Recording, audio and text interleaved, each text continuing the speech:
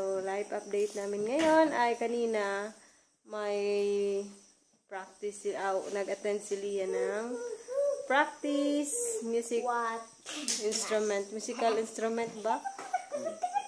Sa simbahan mga kabayan. So, pinasali namin siya sa mga instrument, musical instrument. Ayan.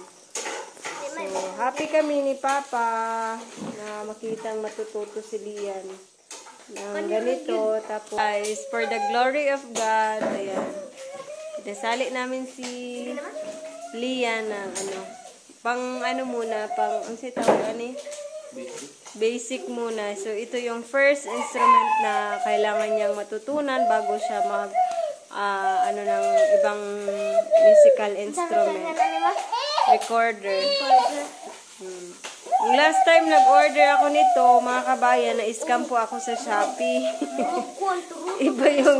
iba yung binigay nila sa amin. Sayang naman yung 200 plus na ibayad ko. Ano pa naman yun ni Lian, natanggap niya na reward galing kay Ma'am T. Tapos in-order ko ng ganito, ina-scam pa. So, thank you so much to Ma'am Alma, Pastor's wife, na binigyan si Lian ng ganito. Thank you so much, Ma'am. Praise the Lord. And God bless, Ma'am. Maraming salamat. Butay tubig. No, kayo mag-practice si ate. Isang batang nangilog na po, do. No.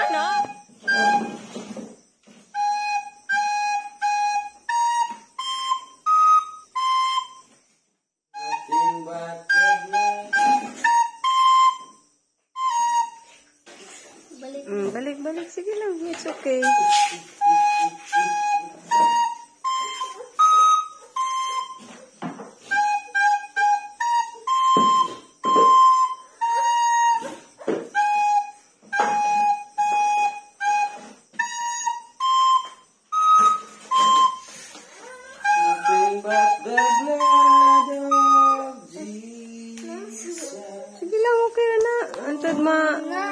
May batang samukan. No, ha? Bad na. Bebe?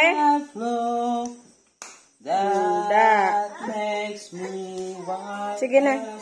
Ayaw, samo kay mag-practice si ate. Kuan ditong ukulele. Hindi siya magsigsamok-samok.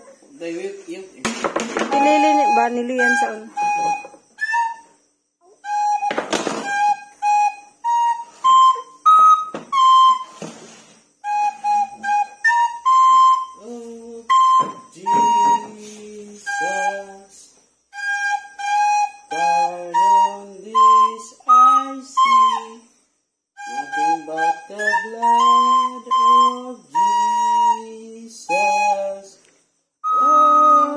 precious is the flow that makes me white as snow. Oh no, found I know nothing but the blood of Jesus. Lang okay ra na, bansay ra ka anak. Saman to. So, naikuan. Yan guys. First day pa. So, may natutunan na siya. At least, hindi man perfect. Pero, may progress.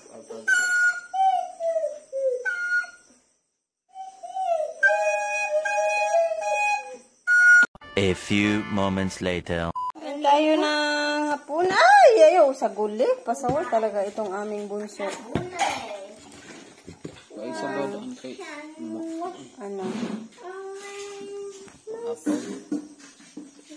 Sutang mo na may karning baboy tsaka malunggay. Oy!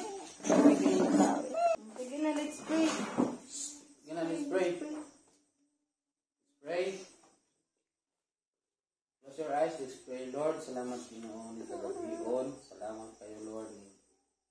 Gayon din kami magsalong sa aming panghapon, Lord. Salamat kayo, Lord. Sa tubog adlaw. Tububan din kinabuhi din. Salamat, Lord, sa provision, pagkaon nga mo. Pagsaon ka sa aming Lord. Kung mag-bless ni Ginoo. Hindi na mag-ampo, salig, salamatan. In Jesus' name.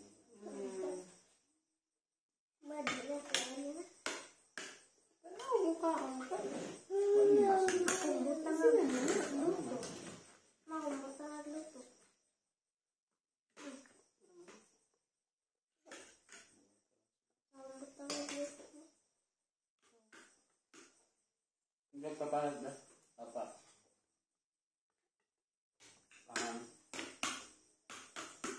May unggoy, nagkaon nagsaging. Hindi na po nilong kaong luto, kaya nagkaon nagsaging.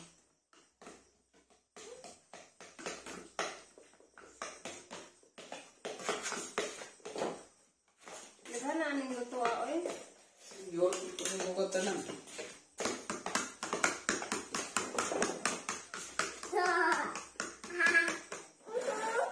Hoy, no more banana! No more banana! The monkey is... Ano na? Kanang naubusan ng banana. No more banana! Oh, no more banana! There's only noodles. Wala na. Wala talaga ng banana yung monkey. Oh. Look. Ah! I see the banana! Last one. There's no more. Oh, you see this? No more.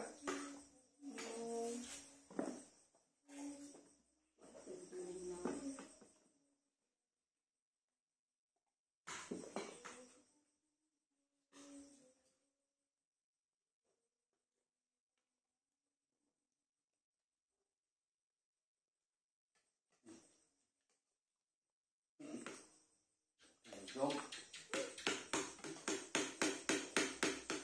unggoy.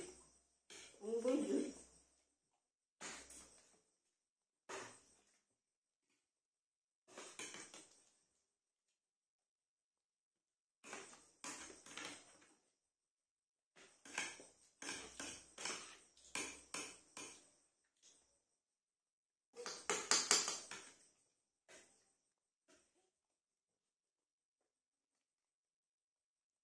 Abang ulit papa, nga ulit silang buwan.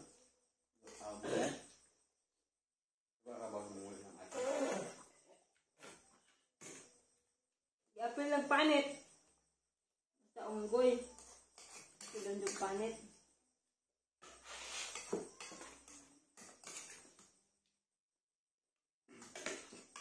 Magutong mo ng gutong. Tugo. Gutong. Gutong sila. Gutong tugo lang, no?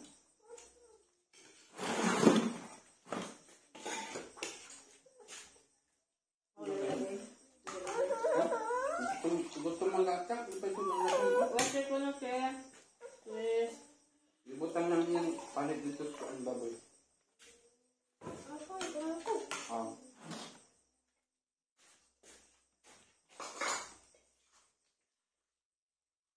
Pagkatapos nga pala namin magapunan mga kabayan, ay gumawa nga pala ako ng ice candy na salad flavor or anong tawag dun? Kanang sabi tawag anang ayan, ito yung aking nilagay sa ice candy. Pagkatapos nilagyan ko ng kondensada na gatas. So, meron ding evaporada. Yung piraso nito mga kabayan ay 5 pesos po. So, yan. Ganyan kalaki yung ice candy. Hindi naman siya tinipid sa ingredients. Kaya, hindi siya, sa laki. Nasa, nasa lasa or sa sarap. So far, madali lang namang maubos yung ating ice candy doon sa tindahan. Kasi meron din akong number 1 na taga-ubos. May number 1, number 2 din. Si Liam at si Lian. Kaya, imbis na, konting-konti na lang yung ating magiging tubo nito. Pero okay lang, at least kinain naman, hindi naman nasayang. Takpan muna natin. Ayun, everyone, that's all for today's update. And thank you so much again for always watching and supporting our videos. Daghan kayong salamat, everyone. Bye-bye, ang pimong tanan. Bye-bye. God bless us all.